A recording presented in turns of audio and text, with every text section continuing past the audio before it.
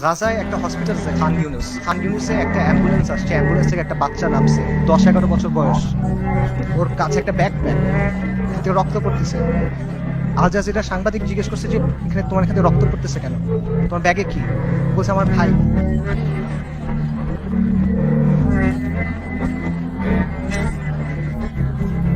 বাচ্চারা, ডাক্তাররা ব্যাগ খুলে দেখছে যে একটা 5 বছর বয়সী বাচ্চার ডেড বডি, পুরো বডি নাই, ছিন্ন বিচ্ছিন্ন।